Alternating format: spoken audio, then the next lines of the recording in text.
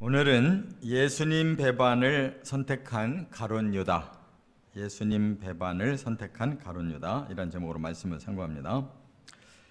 오늘 본문과 마태복음 26장 20절부터 25절, 마가복음 14장 17절부터 21절까지는 그 중심에 가룟 유다가 있습니다.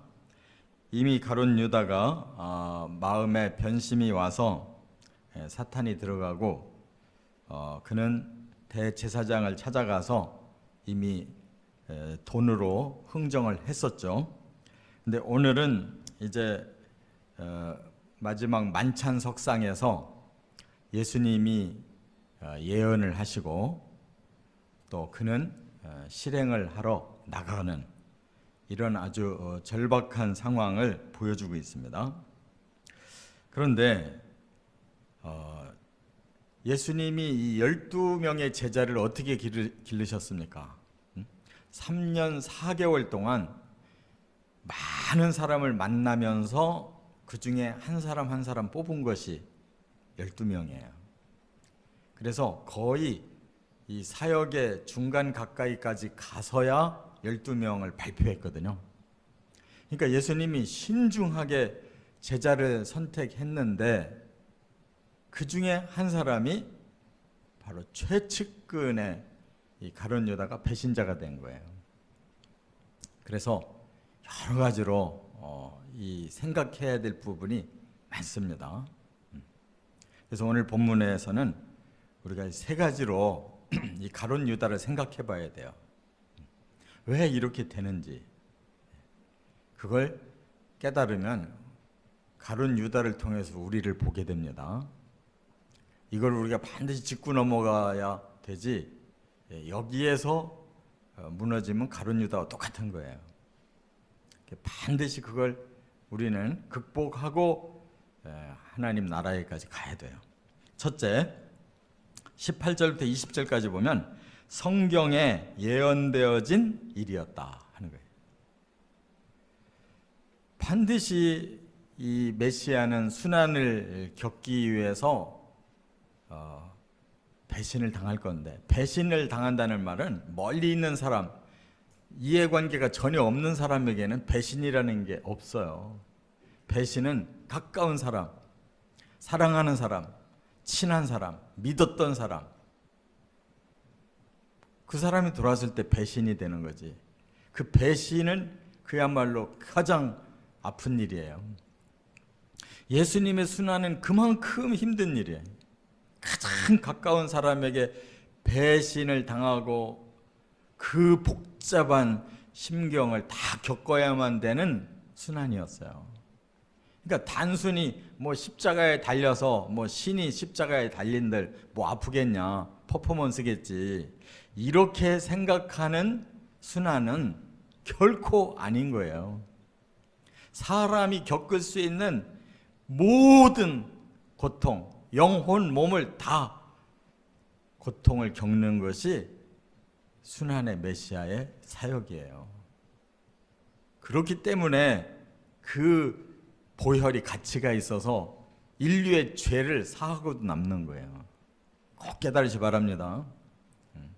남의 고통은 뭐 별게 아니다 이렇게 생각하는 거는 그는 제대로 모르는 거예요.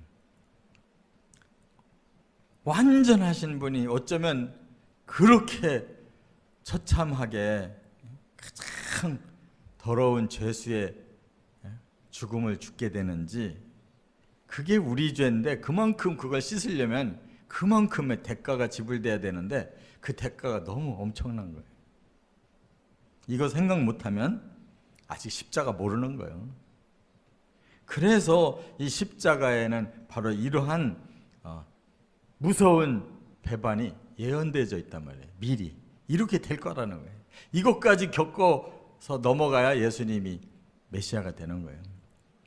그러면 어디에 그런 말씀 나오냐? 시편 41편 9절에 이미 예언되어져 있어요. 순환의 메시아가 배신을 당한다는 거. 거기 보면 내가 신뢰하여 내 떡을 나눠 먹던 나의 가까운 친구도 나를 대적하여 그의 발꿈치를 들었나이다. 아주 뭐 적나라하게 그대로 이루어질 말씀을 이미 다윗이 이거 쓴 거예요. 시편. 다윗은 여러 곳에서 하나님께 계시를 받아요. 그래서 영감으로 썼는데 그 시편 속에는 얼마나 많은 메시아 예언이 숨어 있는지 몰라요. 인간적인 생각으로 쓴 게 아니에요. 그냥 하나님이 주시는 계시를 받아 쓴 거예요. 그런데 메시아가 가장 가까운 사람, 내 떡을 함께 나눠 먹을 수 있는, 정말 같은 생명을 나눈 것 같은 그런 친밀한 관계에 가까운 친구가 하루아침에 적군이 됐나, 대적자가 됐나, 사탄 편에 가담하고 발꿈치를 든다는 말은 그냥 맞서 싸운다는 거 아니에요. 이렇게 순환을 당할 거라고 예언된 그 역할을 지금 가룟 유다가 맡았어요. 이게 예수님의 마음에 이게 보통 충격이 아니잖아요. 그런데 이거는 과정이에요. 있어야만 돼요. 없을 수가 없는. 그러니까 우리 인생에는 필연적인 것이 있어요. 우리가 겪지 않으면 안 될 일이 있는 거예요. 그거를 넘어서야 되는 거지 그냥 피하는 길은 없어요. 예수님은 이것까지도 겪으셔야 되고 피할 수가 없는 거예요. 예언되어져 있기 때문에. 그래서 우리는 성경을 깨닫고 우리 인생 공부를 하는 겁니다. 아, 우리 인생은 이런 것이구나. 이걸 다 우리가 당해야 되는데 예수님이 이걸 해결하셨구나. 그래서 구원이 오는 거구나. 이게 바로 창세기부터 창세기 1장부터 계시록 22장까지의 핵심이에요. 이게 이 구원의 이 문제가 어떻게 풀리는지가 핵심이에요. 그래서 구약은 한마디로 말하면 오셔야 될 메시아를 예언하고 있고, 신약성경은 한마디로 말하면 오신 메시아를 증거하고 있는 거예요. 그게 딱 떨어지면 성경을 통과한 거예요. 이게 아직 안 풀리면 구약성경 읽으면서 뭐가 뭔지 모르겠다, 신약과 연결이 도저히 안 된다 그러면 그 사람은 성경을 못 읽는 거예요. 이 모든 것을 예수님이 통과하셔서 우리에게 이 놀라운 구원을 주신 걸 깨달으시기 바랍니다. 두 번째, 21절에 보면 예수님은 그가 유다임을 아시고 괴로워하셨다. 예수님이 뭐라고 그랬어요? 심령이 괴로워 증언하여 이르시되 내가 진실로 진실로 너희에게 이르노니 너희 중 하나가 나를 팔리라. 그랬어요. 여기 진실로 진실로 두 번이나 말씀하실 때는 이건 진짜로 예수님의 마음을 다 쏟아놓는 얘기예요. 내가 너희에게 이르노니 하면은 그냥 가르치고 싶은 거고, 내가 진실로 이르노니 하면은 요건 꼭 너희들이 깨닫고 있어야 돼라는 말이고, 내가 진실로 진실로 하면 예수님의 속마음을 완전히 알려주시는 거예요. 지금 얼마나 예수님의 속마음이 괴로운지, 심령이 괴로워서 증언하셨다. 그랬으니까 속에 있는 걸 다 그냥 말씀을 다 내놓으셨다는 거예요. 그래서 너희 중 하나가 나를 팔 거야. 이 말이 그냥 천근만근 무거운 얘기 아니에요. 그렇게 지금 막 제자들은 지금 흥분하고 오늘 밤에 뭐 거사를 일으키실 건가 이러고 있는데, 그 제자들 보고 너희들 중에 오늘 한 사람이 나를 팔 거야. 무너지는 소리. 제자들도. 그런데 니놈들 중에 한 놈이 나를 배반할 거야 라는 말이 쉽냐고요. 이미 예수님은 마음속에 그걸 다 겪고 있으면서 발표하는데, 이거를 같은 본문인 마태복음 26장 24절에는 이제 한마디 더 나갔어요. 뭐라고? 인자는 자기에 대하여 기록된 대로 가거니와 인자를 파는 그 사람에게는 화가 있으리로다. 그 사람은 차라리 태어나지 아니하였더라면 제게 좋을 뻔하였느니라. 여기에 얼마나 연민이 담겨 있어요. 오늘 밤에 나를 팔자 그 사람이 정말 참 화를 당할 사람인데 차라리 우리를 안 만났고 태어나지 않았더라면 그게 훨씬 나을 뻔했는데 이 사람은 오늘 정말 불행을 선택했다. 이렇게 말씀하는 거예요. 이렇게 악역은 정해져 있어요. 누군가가 예수님의 측근이 예수를 팔아먹어야 되는, 그래야 이 순환의 메시아가 사역을 하는 것인데 그 악역을 하필이면 12 제자들 중에 한 사람 가룟 유다다. 근데 왜 예수님이 이렇게 괴로워하냐면, 물론 12사람 다 아끼지만 특별히 가룟 유다 아낀 거예요. 왜? 그를 가장 신뢰해서 그 공동체 회계를 맡겼거든. 돈을 아무한테는 안 맡겨요. 제일 중요하게 믿어지는 사람한테 맡기지, 그냥 안 믿어지고 불안한데 어떻게 맡겨요?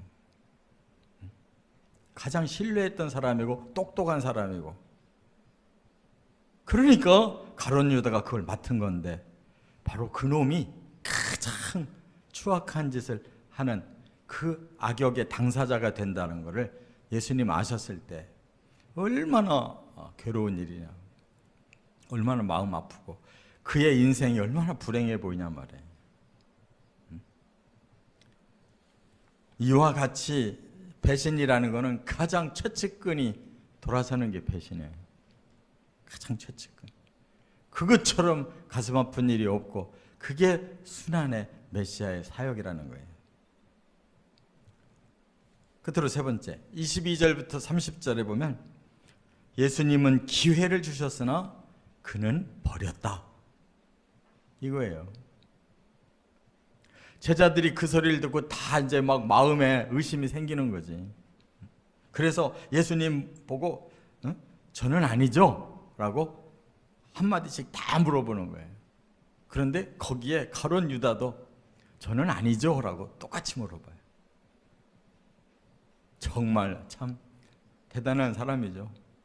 그 순간까지도 자기를 완전히 위장하고 다른 제자들처럼 똑같이 말한다고. 똑같이 앉아서 똑같이 먹고 얘기하고, 예수님이 이렇게 심각한 얘기를 하는데도 다른 제자처럼 똑같이 그냥 완전히 위장하고 있어요. 사람이 이런 존재. 뭐 그렇게 예수님께 입에 혀처럼 그렇게 착 붙어가지고 3년 4개월 가장 신임받던 가룟 유다도 별 볼 일이 없어요. 속과 겉이 이렇게 완전히 달라요. 이게 인간의 정체예요. 믿을 사람은 단 한 사람도 없어요. 전부 이중적인 거. 인간은 법 없이 살 사람 천만의 말씀. 속에서 부글부글 끓는 거하고 겉으로 표정하고 180도 다른 거예요. 이런 악한 인간이 예수님의 12 제자 중에 제일 측근이에요.